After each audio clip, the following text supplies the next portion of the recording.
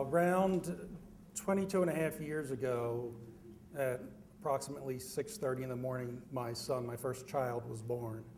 And it was an awesome day. And the excitement of that whole day, seeing the baby, holding the baby, seeing the baby, watching the baby.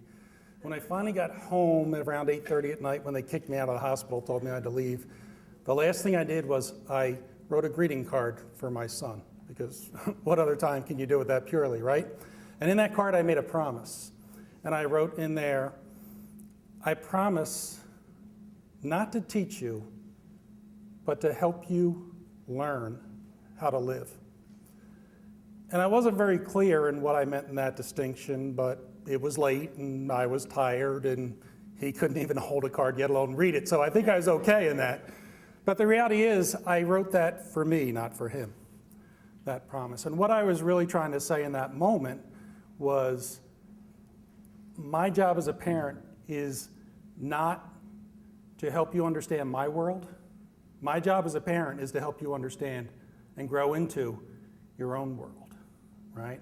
Same is true for my daughter, who was born 17 years ago. That was my promise to them when they were born. And in some ways, you think, well, what does that mean? A couple of easy examples. When my son was little, he would ask the question, why, around 5 million times in a row, right? You get in the car, why does the car move? Because the wheels move. Why do the wheels move? Because the axle moves. Why do the piston?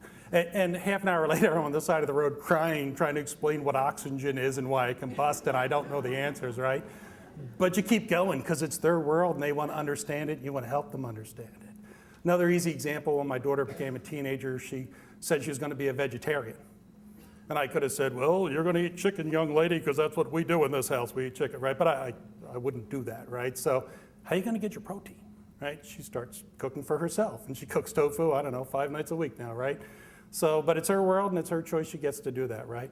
The story I want to tell tonight is about the hardest time I ever had to deal with that.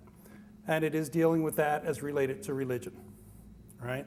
And I grew up in a Catholic household, and it was very serious and ingrained in us. It was what you should do, and it was explained to us as the greatest gift you could give someone is the gift of faith. And I took that very seriously, right? And we taught the kids, we brought the kids to classes, we taught the classes, we did everything, went to church all the time. And I knew there was going to be challenges. I knew it wouldn't always be easy, right? But I wasn't expecting the curveball of having a teenage son and a front page pedophilia scandal all over the newspapers, right? And watching it play out real time made it very difficult. And there are 3 different priests that got up in the church that really walked through the whole thing, and picture that we're all there as a family together watching this. And when the stories first broke in the Inquirer, there's a priest standing there at the altar on the first Sunday crying hysterically, apologizing for other people's sins and realizing just what was going on, the magnitude of what was going on here, and us watching it. A couple weeks later, a very soft-spoken priest who would visit our church, usually soft-spoken, was pounding on the pulpit and saying, we keep asking the leadership for answers, and every answer we get starts with, our lawyers suggest we don't talk about that.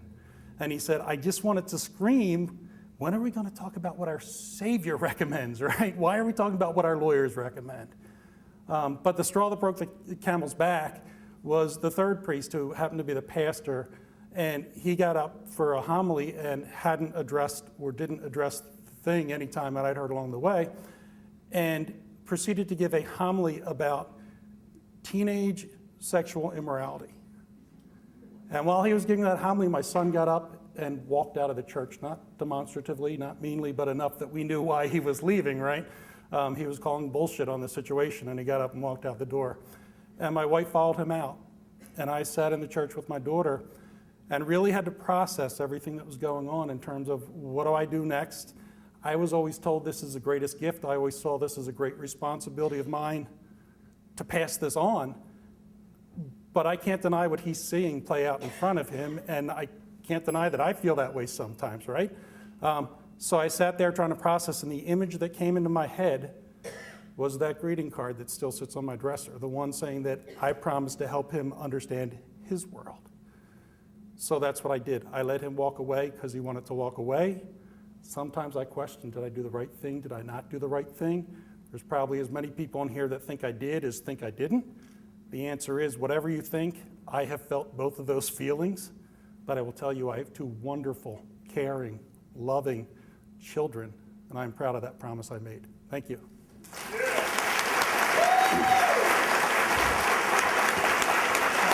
Thanks, Mike. Thank you. Thank you.